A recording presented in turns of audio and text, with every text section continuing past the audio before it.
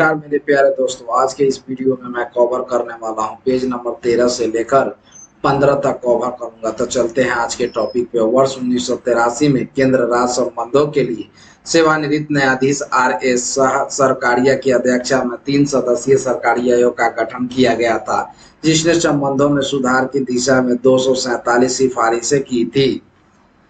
वर्ष 2007 में केंद्र सरकार ने केंद्र राज्य संबंधों की समीक्षा के लिए पूर्व न्यायाधीश मदन मोहन पुंछी की अध्यक्षता में 4 सदस्यीय पुंछी आयोग का गठन किया गया था। वित्त आयोग का उल्लेख संविधान के भाग 12 के अनुच्छेद 280 में किया गया। यह एक अस्थायी आयोग है जिसका राष्ट्रपति प्रत्येक 5 वर्ष में गठन करता है। इस आयोग में एक अध्यक्ष सहित कुल 5 सदस्य होते हैं, जिनकी नियुक्ति केंद्र सरकार की सिफारिश पे राष्ट्रपति करता है। इन सदस्यों का कार्यकाल 5 वर्ष या 65 वर्ष की आयु तक हो, जो पहले पूरा होता है। इस आयोग का मुख्य कार्य केंद्र और राज्य के मध्य करों का बंटवारा करना है। अब तक 15 वित्त आयोग का गठन किया जा चुका है। 15वें वित्त आयोग यानी 2020 से 25 वित्त आयोग के अध्यक्ष नंद किशोर सिंह थे। पहले वित्त आयोग के अध्यक्ष KC नियोगी थे। संघ लोक सेवा आयोग का उल्लेख संविधान के भाग 14 के अनुच्छेद 315 में किया गया।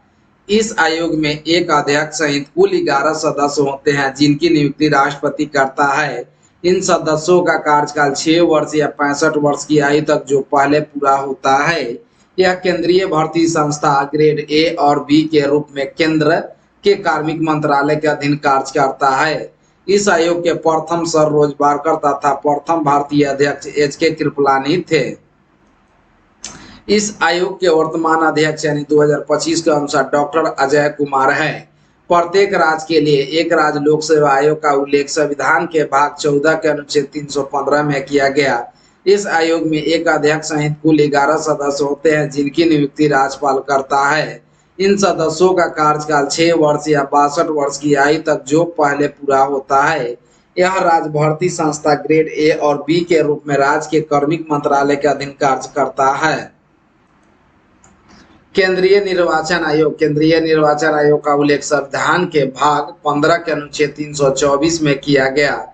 इस आयोग में एक चुनाव आयुक्त, एक मुख्य चुनाव आयुक्त और 2 चुनाव आयुक्त होते हैं, जिनकी नियुक्ति राष्ट्रपति करता है। इन सदस्यों का कार्यकाल 6 वर्ष या 65 वर्ष की आयु तक, जो पहले पूरा होता है। प्रारंभ में निर्वाचन आयोग एक सदस्यीय निकाय था, परंतु वर्ष 1989 में 2 चुनाव आयुक्त का प्रावधान करके निकायों को बहुसदस्यीय बना दिया गया। केंद्रीय निर्वाचन आयोग के वर्तमान अध्यक्ष ज्ञानेश कुमार है। राष्ट्रीय अनुसूचित जाति आयोग 89वें संविधान संशोधन अधिनियम 2003 के तहत संविधान के भाग 16 के अनुच्छेद 338 में अनुसूचित जाति आयोग को संवैधानिक दर्जा प्रदान किया गया। इस आयोग में एक अध्यक्ष एवं उपाध्यक्ष, एक उपाध्यक्ष एवं 3 अन्य सदस्य होते हैं, जिनकी नियुक्ति राष्ट्रपति करता है। इन सदस्यों का कार्यकाल 3 वर्ष का होता है। इस आयोग का मुख्य कार्य अनुसूचित जाति की सुरक्षा एवं विकास करना है। इस आयोग के वर्तमान अध्यक्ष किशोर मकवाना है। राष्ट्रीय पिछड़ा वर्ग आयोग 102वें संविधान संशोधन अधिनियम 2018 के तहत संविधान के भाग 16 के अनुच्छेद 338B में पिछड़ा वर्ग आयोग को संवैधानिक दर्जा प्रदान किया गया। इस आयोग में एक अध्यक्ष, 3 अन्य सदस्य एवं एक सदस्य सचिव होता है, जिनकी नियुक्ति राष्ट्रपति करता है। इन सदस्यों का कार्यकाल 3 वर्ष का होता है। इस आयोग का मुख्य कार्य अन्य पिछड़ा वर्ग की सुरक्षा एवं विकास करना है। इस आयोग के वर्तमान अध्यक्ष हंसराज गंगाराम अहीर है। केंद्रीय अन्वेषण ब्यूरो की स्थापना कब की गई थी? तो 1963 ईस्वी में, और इसका वर्तमान प्रमुख अध्यक्ष अनिल कुमार सिन्हा। केंद्रीय सत्कर्ता आयोग का गठन वर्ष 1964 के संथानाम समिति की सिफारिश पे कुल सदस्य 3 होते हैं। सदस्यों का कार्यकाल 4 वर्ष या 65 वर्ष की आयु तक है, और इसका वर्तमान अध्यक्ष होते हैं, और इसका वर्तमान प्रमुख अध्यक्ष AS राजीव। राष्ट्रीय महिला आयोग की गठन कब की गई थी? 1992 में। इसके कुल सदस्य होते हैं 6, 3 वर्ष या 65 वर्ष की आयु तक। वर्तमान प्रमुख या अध्यक्ष रेखा शर्मा। राष्ट्रीय मानव अधिकार आयोग गठन वर्ष 1993। कुल सदस्य 6 होते हैं। सदस्यों का कार्यकाल 3 वर्ष या 70 वर्ष की आयु तक होते हैं। वर्तमान प्रमुख या अध्यक्ष न्यायमूर्ति अरुण कुमार मिश्रा। राष्ट्रीय अल्पसंख्यक आयोग के अध्यक्ष गठन कब की गई थी? 1993 ईस्वी में। कुल सदस्य 7 होते हैं। सदस्यों का कार्यकाल 3 वर्ष। वर्तमान प्रमुख या अध्यक्ष इकबाल सिंह लालापुरा। केंद्रीय सूचना आयोग के गठन वर्ष 2005। इसका वर्तमान प्रमुख या अध्यक्ष हीरालाल सामरिया। राष्ट्रीय बाल अधिकार संरक्षण आयोग गठन वर्ष 2007। कुल सदस्य 7 होते हैं। सदस्यों का कार्यकाल 3 वर्ष या 65 वर्ष की आयु तक अध्यक्ष एवं 3 वर्ष या 60 वर्ष की आयु तक अन्य सदस्य। वर्तमान प्रमुख या अध्यक्ष प्रियंका कानूनगो। नीति आयोग की गठन वर्ष 2015 में की गई थी। वर्तमान प्रमुख या अध्यक्ष नरेंद्र मोदी। राजभाषा। भारतीय संविधान के भाग 17 के अंतर्गत अनुच्छेद 343 से 351 तक राजभाषा संबंधी प्रावधानों का उल्लेख किया गया। अनुच्छेद 343 के तहत संघ की राजभाषा हिंदी और लिपि देवनागरी है। अनुच्छेद 344 के तहत राष्ट्रपति राज्यसभा के संबंध में आयोग का गठन कर सकता है, जिसमें एक अध्यक्ष और संविधान की 8वीं अनुसूची में शामिल विभिन्न भाषाओं को प्रतिनिधि शामिल होते हैं। वर्ष 1955 में बीजी खेर की अध्यक्षता में प्रथम राजभाषा आयोग का गठन किया गया था।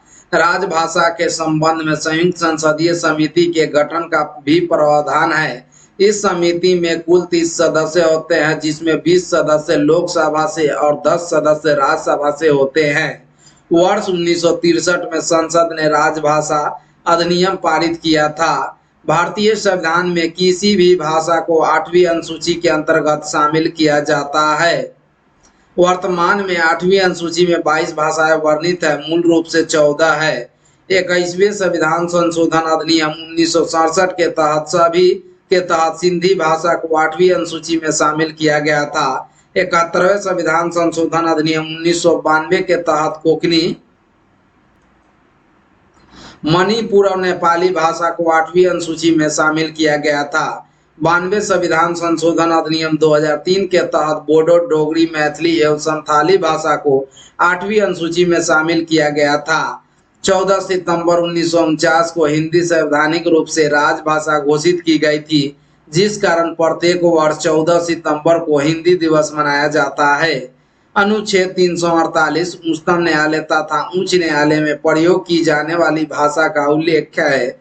अनुच्छेद 350 प्राथमिक स्तर पर मातृभाषा में शिक्षण के लिए सुविधाएं हैं। अनुच्छेद 351 हिंदी भाषा के विकास के लिए निर्देश। 28 आपातकालीन उपबंध। भारतीय संविधान के भाग 18 में अनुच्छेद 352 से 360 तक आपातकालीन उपबंधों का प्रावधान किया गया है।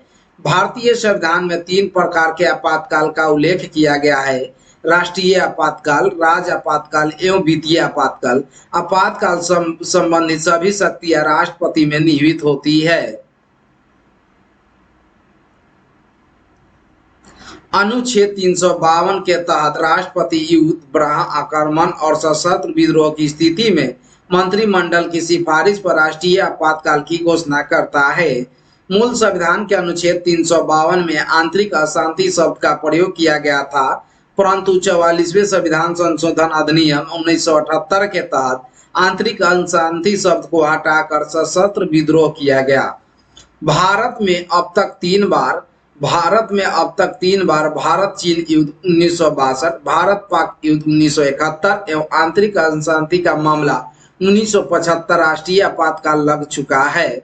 राष्ट्रीय आपातकाल को एक बार में अधिकतम 6 माह तक लगाया जा सकता है और 6 माह करके अनिश्चित समय तक बढ़ाया जा सकता है।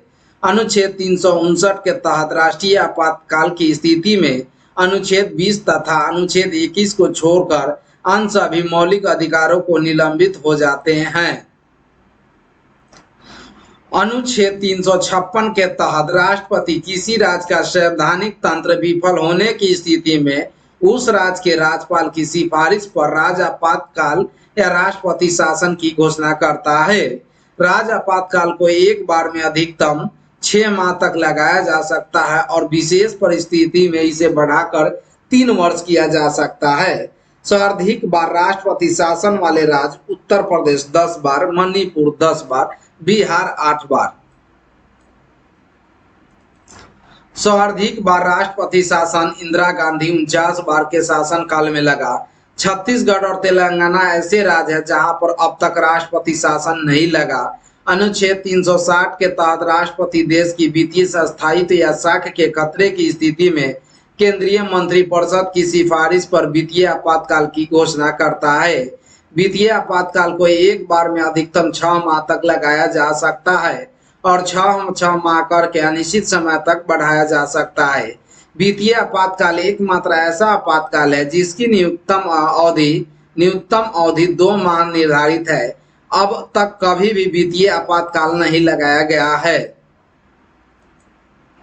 भारतीय 29 संविधान संशोधन प्रक्रिया। भारतीय संविधान के भाग 20 के अंतर्गत अनुच्छेद 368 में संसद को संविधान संशोधन की शक्ति प्रदान की गई है, जिसकी स्रोत दक्षिण अफ्रीका है। भारतीय संविधान में 3 प्रकार से संशोधन किया जाता है। पहला साधारण बहुमत द्वारा, दूसरा विशेष बहुमत द्वारा तथा विशेष बहुमत एवं राज्यों के अनुमोदन द्वारा। संविधान में संशोधन के लिए विधेयक को संसद के किसी भी सदन में प्रस्तुत किया जा सकता है। संविधान संशोधन विधेयक के मामले में दोनों सदनों को बराबर शक्तियां प्रदान है। पहला संशोधन 1951 में भारतीय संविधान में 9वीं अनुसूची को जोड़ा गया। 7वां संशोधन 1956 राज्यों का पुनर्गठन करके 14 राज्य और 6 केंद्र शासित प्रदेश को पुनर्गठित किया गया। 10वां संशोधन 1961 दादर और नागर हवेली को भारतीय संघ में शामिल किया गया। 12वां संशोधन 1962 गोवा, दमन और दीव को भारतीय संघ में शामिल किया गया। 14वां संशोधन 1962 पुडुचेरी के भारतीय संघ में शामिल किया गया। 18वां संशोधन 1966 पंजाब राज्य का पुनर्गठन करके हरियाणा राज्य और चंडीगढ़ को केंद्र शासित प्रदेश बनाया गया। 21वां संशोधन 1967 8वीं अनुसूची में सिंधी भाषा को शामिल किया गया। 24वां संशोधन 1971 संसद को मौलिक अधिकार सहित संविधान के किसी भी भाग में संशोधन करने का अधिकार दिया गया। 36वां संशोधन 1975 सिक्किम को भारतीय संघ 22वें राज्य के रूप में सम्मिलित किया गया। आज के लिए इतना ही। मैं जल्द ही दूसरा वीडियो लेकर आऊंगा। धन्यवाद।